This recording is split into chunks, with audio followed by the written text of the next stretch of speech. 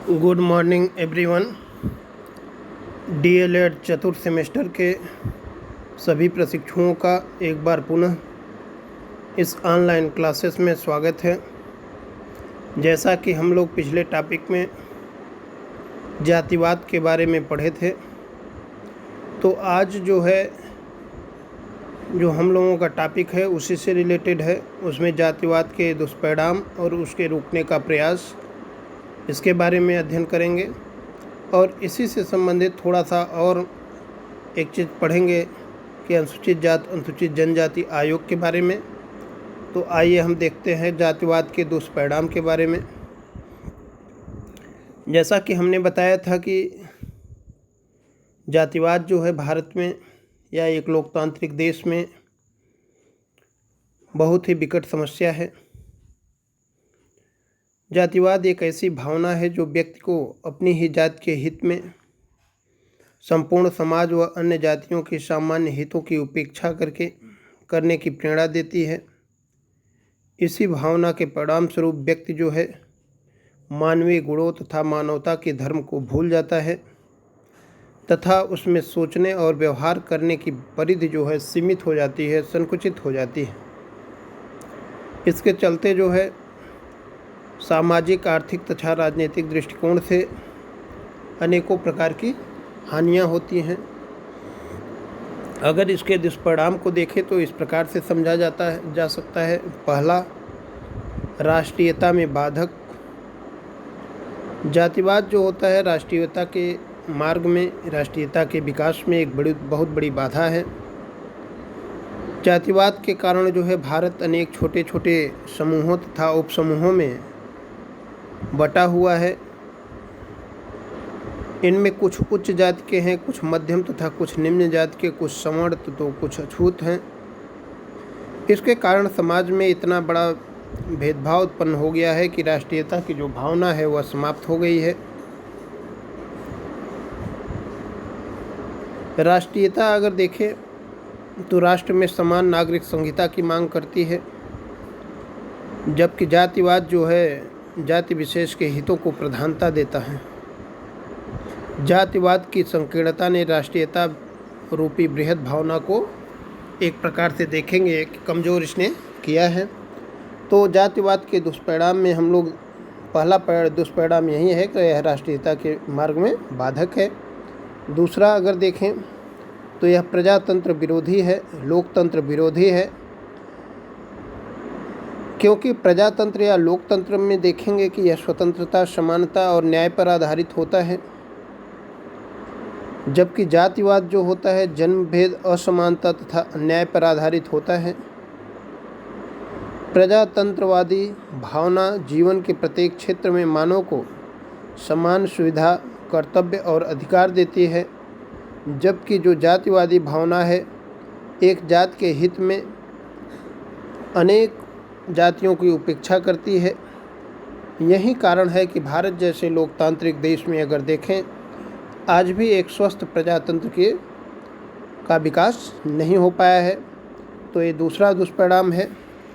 अगर अगला देखें, एक दुष्परिणाम इसका है जातिवाद का, वो है नैतिक पतन।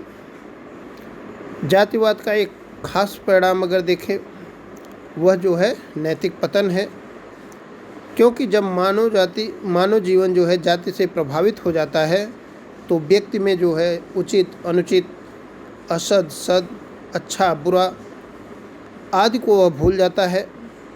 एक और व्यक्ति जो है जाति विशेष की भलाई के लिए बेईमानी, झूठ और अनुचित साधनों का सहारा लेता है, तो दूसरी ओर अन्य जातियों के अहित में सहयोगी बनता है। इस प्रकार से अगर देखेंगे कि इसका जो है नैतिक पतन हो जाता है, तो यह एक महत्वपूर्ण जो है दुष्परिणाम जातिवाद का है। अगला अगर देखें तो भ्रष्टाचार है। जातिवाद के कारण जो है भ्रष्टाचार में भी वृद्धि होती जा रही है। भारत में पद और सत्ता पर आसीन व्यक्ति अपनी अपनी जातियों को लाभ पहुंचाने के लिए अपने पद और प्रतिष्ठा का दुरुपयोग करते हैं, चाहे वो मंत्री हों, विधायक हों, सांसद हों या कोई कर्मचारी हो। अगर उनको अवसर मिलता है वह इससे चूकते नहीं हैं। जातिवादी भावना के कारण ही लोगों को जो है न्याय नहीं मिल पाता है और इसके कारण जो है भ्रष्टाचार का जो है विकास होता है। यह भी एक प्रमुख जो है दुष्परिणाम है। 5वां जो है अंतर्जातीय संघर्ष और हिंसा है। आज देखेंगे भारतीय समाज में जातिवाद ने जातीय संघर्ष और हिंसा को जन्म दिया है। उच्च जातियों के द्वारा शोषण के कारण उनके प्रति निम्न जातियों और अछूत जातियों के मन में आक्रोश और विद्वेष की भावना विद्यमान है। और दूसरी तरफ अगर देखें, स्वतंत्रता के बाद भारत में निम्न और अछूत जातियों में स्वाभिमान जागृत हुआ है। इसके कारण आप देखेंगे समय समय पर अनेकों जातीय संघर्ष भारत में होते रहते हैं। तो ये हो गया जो है जातिवाद के दुष्परिणाम के बारे में। इसके बाद हम लोग देखते हैं कि जातिवाद को अगर भारत में दूर करना है तो इसके उपाय क्या हैं। जैसा कि हमने बताया था कि जातिवाद जो है भारतीय परंपरागत संरचना में है। यहाँ पे प्राचीन काल से एक व्यवस्था के रूप में चला आया है, सामाजिक व्यवस्था के रूप में। आप देखेंगे ऋग्वेद के 10वें मंडल के पुरुष सूक्त में चारों वर्णों का उल्लेख मिलता है और चारों वर्णों के कर्म बताए गए हैं। तो देखेंगे प्राचीन काल से व्यवस्था रही है, इसलिए इसे समाप्त करना जो है इतना आसान नहीं है, परंतु असंभव भी नहीं है। आधुनिक समाज की यह मांग है कि जाति के आधार पर जो है ऊंच नीच के भेदभाव को समाज से हटा दिया जाए, जिससे समाज जो है जातिवादी भावना से ऊपर उठ करके एक मानवतावादी या मानववादी भावना में विकसित हो जाए। अगर देखें, जातिवाद को दूर करने के कुछ उपाय अपनाए जा सकते हैं। जैसे जातिगत श्रेष्ठता को समाप्त किया जाए। आप देखेंगे जाति व्यवस्था में ऊंच नीच की भावना का एक प्रमुख कारण जातिवाद पाया जाता है। और भारतीय समाज में ऊंच नीच का जो संस्तरण जो है जन्म आधारित है। जाति को समाप्त करने के लिए ऊंच नीच की भेदपरक भावना को अवैध घोषित करना होगा। समाज के सभी जाति उच्च जाति के हों या निम्न जाति के हों, इनकी स्थिति को समान मानना होगा। इस प्रकार से अगर देखें, जातिगत जो श्रेणीबद्धता है, अगर इसको समाप्त कर दिया जाए तो जो है यह जो है जातिवाद को दूर किया जा सकता है। अगर अगला देखें जातिवाद को दूर करने के उपाय के रूप में, तो जाति विरोधी शिक्षा, एंटी कास्ट एजुकेशन। जातिवाद को दूर करने में जाति विरोधी तत्वों की शिक्षा दी जानी चाहिए। इसे शिक्षा का अंग मानकर शैक्षिक पाठ्यक्रम में इस प्रकार से निर्धारित किया जाए कि शिक्षार्थियों में जाति व्यवस्था का विकास संभव हो सके, उसके प्रति घृणा के भाव उत्पन्न हो सकें। इस संदर्भ में जाति विरोधी तत्वों की चर्चा सरल, सुबोध और जनभाषा में की जानी चाहिए। इसको जो है सिलेबस में शामिल करके जातिवाद को दूर किया जा सकता है। अगला अगर देखें, जाति सूचक नामों का त्याग करके आज अपने भारतीय समाज में अगर देखें, बहुत से लोगों को जाति के आधार पर जो है जाति सूचक शब्दों के आधार पर जो है जातिवाद को बढ़ावा मिलता है।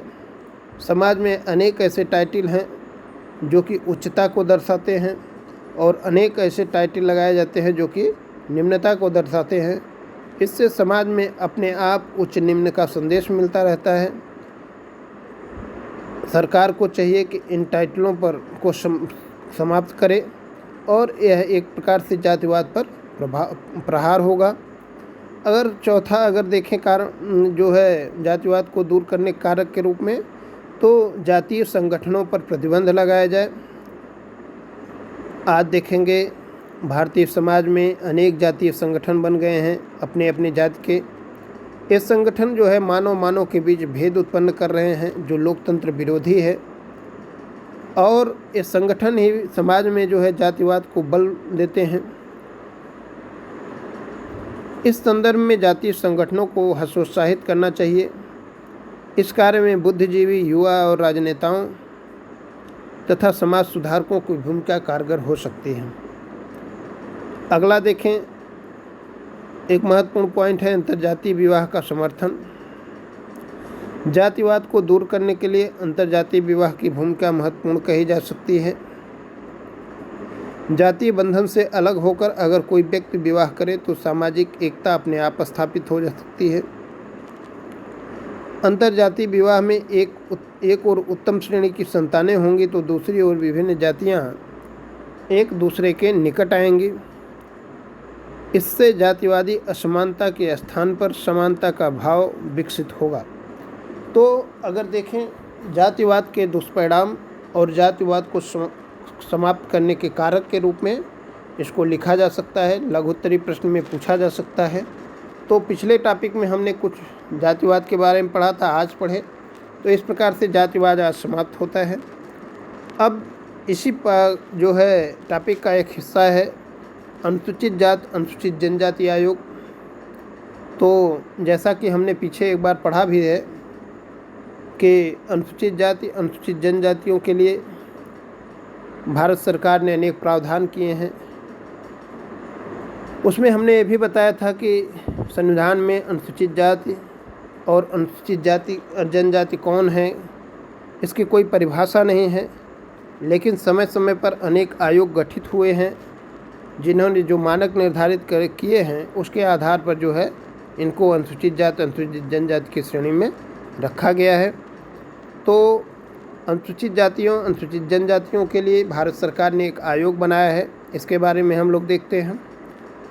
सबसे महत्वपूर्ण पॉइंट यहाँ पे यह है कि अनुच्छेद 338 में अनुसूचित जातियों के कल्याण के लिए एक राष्ट्रीय अनुसूचित जाति आयोग national commission for schedule castes का प्रावधान किया गया है, जबकि 89वें संविधान संशोधन 2000 अधिनियम 2003 द्वारा जोड़े गए अनुच्छेद 338 क के द्वारा एक राष्ट्रीय अनुसूचित जनजाति आयोग national commission for schedule tribes का भी उपबंध किया गया है। यहाँ पे सबसे महत्वपूर्ण क्वेश्चन यही है कि अनुसूचित जनजाति आयोग का प्रावधान किस अनुच्छेद में है, तो 338 में। अनुसूचित जनजाति आयोग का प्रावधान किस अनुच्छेद में है, 338 क में है। 89वें संविधान संशोधन द्वारा ये किया गया है। अब इसमें देखते हैं कि आयोग जो है इसकी जो है संरचना कैसी है, क्या व्यवस्था है इसमें। तो आयोग में जो है एक अध्यक्ष, एक उपाध्यक्ष, 3 सदस्य होते हैं और इनकी नियुक्ति जो है राष्ट्रपति महोदय द्वारा की जाती है। इनकी सेवा शर्तें, पदावधि का निर्धारण भी राष्ट्रपति द्वारा किया जाता है, परंतु आयोग अपनी प्रक्रिया स्वयं निर्धारित करता है। राष्ट्रपति आयोग के प्रतिवेदन को संघ द्वारा की गई कार्रवाइयों के साथ संसद के दोनों सदन के समक्ष रखवा देगा। प्रतिवेदन में राज्यों से संबंधित सिफारिश उस राज्य के राज्यपाल को भेजी जाती है। राज्यपाल से ऐसे प्रतिवेदन को राज्यों द्वारा की गई सिफारिशों के साथ राज्य विधानमंडल के समक्ष रखवाता है। प्रतिवेदन में की गई सिफारिश को अस्वीकृत करने पर अस्वीकृति का कारण भी बताया जाता है। तो इस प्रकार से अनुसूचित जाति अनुसूचित जनजाति आयोग जो बना, एक अध्यक्ष, एक उपाध्यक्ष हैं, 3 सदस्य हैं। किसके द्वारा गठन किया जाता है, राष्ट्रपति महोदय द्वारा। आयोग अपना प्रतिवेदन या अपनी रिपोर्ट किसको देता है, राष्ट्रपति महोदय को। राष्ट्रपति महोदय ही जो है सदन में रखवाते हैं। अगर मान लीजिए लघु उत्तरीय प्रश्न में पूछा जाता है अनुसूचित जाति अनुसूचित जनजाति आयोग के बारे में, तो आसानी से आप लोग लिख सकते हैं। अगर देखें राष्ट्रीय अनुसूचित जाति आयोग का कार्य हम लोग देखें तो इसके कुछ महत्वपूर्ण कार्य हैं, उसको हम लोग देख लेते हैं। अनुसूचित जाति के विषय से संबंधित विषयों का अन्वेषण करना, उन पर निगरानी करना और ऐसे रक्षोपाय के कार्यकरण का मूल्यांकन करना, ये जो है अनुसूचित जाति का कार्य है। अगला अगर देखें अनुसूचित जातियों की जो अधिकारों और रक्षा उपाय से वंचित करने की शिकायतों का जांच करना कि अगर कोई SC ST जो है अपने अधिकार और अपने रक्षा उपाय के लिए वंचित किया जा रहा है तो उसकी भी ये जांच करता है। अनुसूचित जातियों में सामाजिक आर्थिक विकास की योजना प्रक्रिया में भाग लेना, उन पर सलाह देना तथा उसकी प्रगति का जो है मूल्यांकन करना, ये भी जो है राष्ट्रीय अनुसूचित जाति आयोग का कार्य है। रक्षोपाय के कार्यकरण के बारे में राष्ट्रपति को प्रतिवेदन देना, प्रतिवर्ष प्रतिवेदन देना या रिपोर्ट देना, रक्षोपाय के प्रभावपूर्ण कार्यान्वयन के लिए उपायों की सिफारिश करना, अनुसूचित जातियों के संरक्षण, कल्याण, विकास, उन्नयन के बारे में राष्ट्रपति द्वारा सौंपे गए अन्य कार्य को भी यह आयोग पूरा करता है। तो इस प्रकार से आज का जो हम लोगों का जो टॉपिक था, जो छूटा हुआ पार्ट था, क्या नाम है, जातिवाद के बारे में, उसको हम लोगों ने पढ़ा। अनुसूचित जाति अनुसूचित जनजाति आयोग के बारे में पढ़ा। तो इसमें अनुसूचित जाति अनुसूचित जनजाति आयोग एक महत्वपूर्ण पार्ट है, इसको ज़रूर आप लोग पढ़िए और अपना घर पर रह करके सुरक्षित रह करके अपनी पढ़ाई करिए, अपने सिलेबस को पूरा करिए। धन्यवाद।